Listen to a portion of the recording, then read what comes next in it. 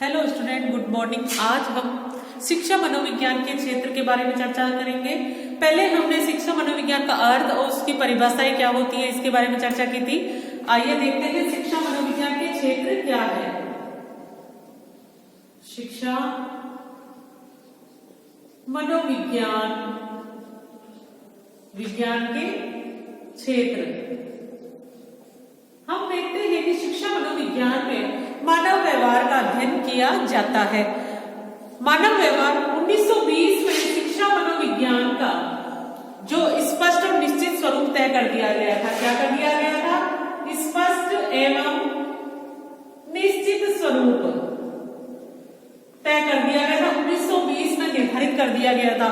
फिर भी मनोविज्ञान का जो क्षेत्र है उसको निर्धारित नहीं किया गया है। क्या कहा गया है? फिर भी मनोविज्ञान का क्षेत्र निर्धारित नहीं किया जा सकता है।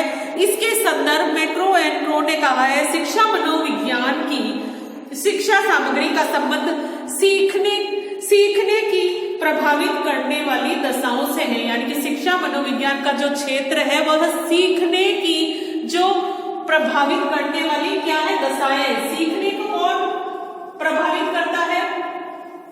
दशाएं। क्रो क्या कह रहा है? सीखने की दशाएं प्रभावित करती है, उसके आधार पर बच्चा सीखता है। तो आइए देखते हैं, सबसे पहले हम इसकी क्या है इसका क्षेत्र वो देखेंगे। सबसे पहले है सीखने की प्रक्रिया का अध्ययन। क्या है? सीखने की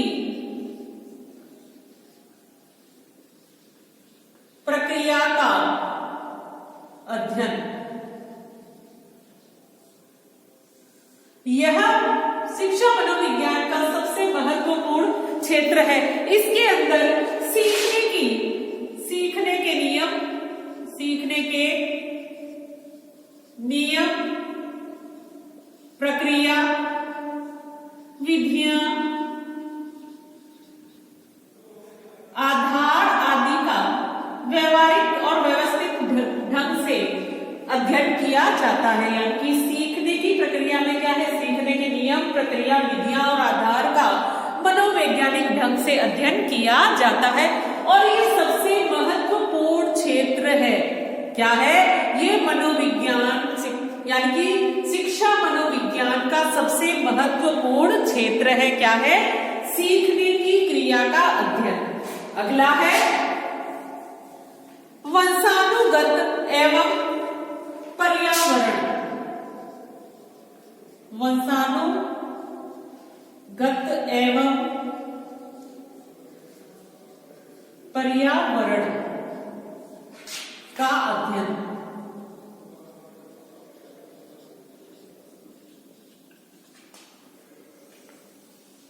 यह भी एक महत्वपूर्ण क्षेत्र है। इसके अंदर जैसे कि बालक है, व्यक्ति है, उसकी जो विभिन्न विशेषताएं होती है उसमें विकास और सुधार जो भी किए जाते हैं वो वैज्ञानिक ढंग से किए जाते हैं और जो अध्ययन किया जाता है उसमें वंशानुगत और पर्यावरण का विशेष अध्ययन किया जाता है। यानी कि उन्हीं को देखकर अध्ययन किया जाता है। क्या है? इसके विकास और सुधार के अंदर जो करते हैं उसमें वंशानुगत और पर्यावरण का व्यवस्थित ढंग से अध्ययन किया जाता है। यानी कि व्यक्ति या बालक का विकास और सुधार किया जाता है तो उसमें वंशानुक्रम और पर्यावरण का विशेष अध्ययन किया जाता है कि उसका वातावरण किस प्रकार से है। इस प्रकार से यह भी इसका एक क्षेत्र है। क्या है? वंशानुगत एवं पर्यावरण का अध्ययन। अगला है रुचि, अरुचि और थकान। तीसरा है क्या है? रुचि, अरुचि एवं थकान का अध्ययन।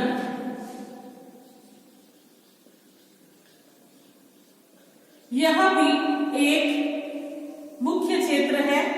जैसे कि हम जानते हैं शिक्षा का सीधा संबंध किससे होता है? सीखने से। और सीखने की प्रक्रिया में रुचि और अरुचि अपनी महत्वपूर्ण भूमिका निभाती है। क्या निभाती है? इसमें रुचि सीखने की क्रिया में, इसमें सीखने की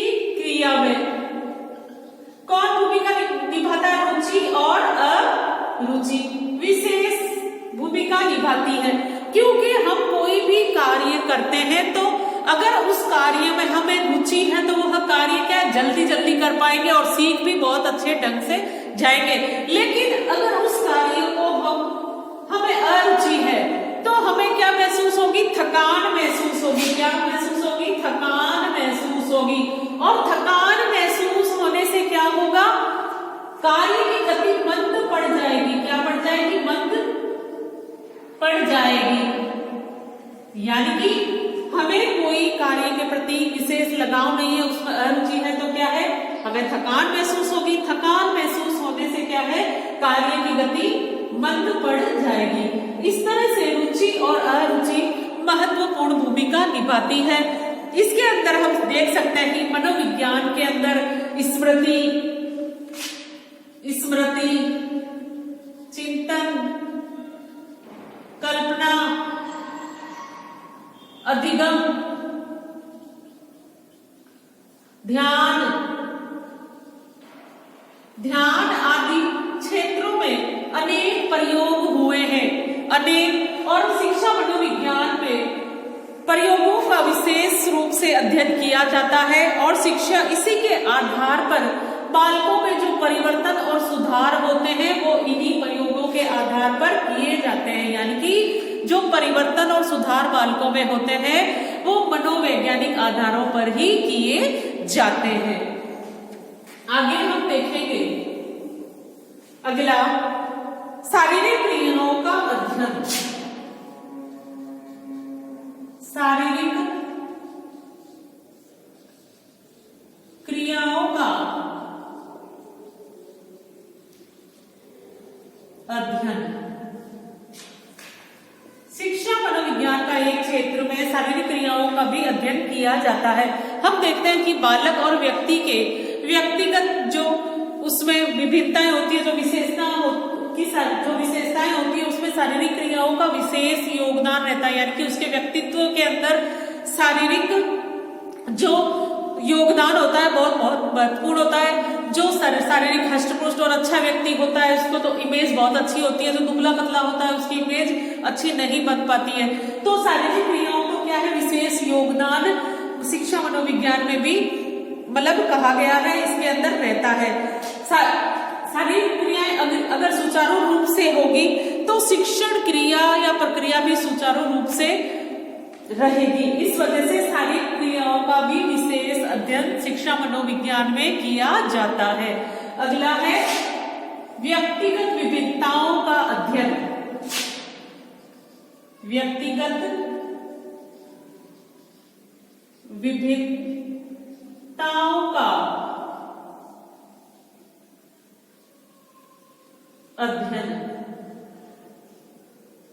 शिक्षा मनोविज्ञान में व्यक्तिगत विभिन्नताओं का भी अध्ययन किया जाता है। शिक्षा मनोविज्ञान विभिन्न आधारों पर होने वाली व्यक्तिगत विभिन्नताओं का भी मनोवैज्ञानिक ढंग से अध्ययन करता है। आधुनिक मनोविज्ञान कहते हैं कि प्रत्येक व्यक्ति में कुछ न कुछ विभिन्नताएं पाई जाती है। उनका यह मानना है प्रत्येक व्यक्ति में कुछ न कुछ विभिन्नताएं पाई जाती है, इसीलिए कोई भी व्यक्ति एक जैसा नहीं होता, उसमें विभिन्न प्रकार की विभिन्नताएं पाई जाती है। व्यक्तिगत विभिन्नताओं के अंदर हम व्यक्ति के प्रकार, किस प्रकार मोटा पतला दुबला कैसे होता है, उसका स्तर कैसा है, उसका शारीरिक स्तर कैसा है, उसके कारण कैसे हैं, इनकी बारे में हम क्या करते हैं, विशेष अध्ययन करते हैं। यानी कि मनोवैज्ञानिक ढंग से इसका अध्ययन करते हैं। इस प्रकार से मनोविज्ञान के क्षेत्र में सीखने की प्रक्रिया, वंशानुगत,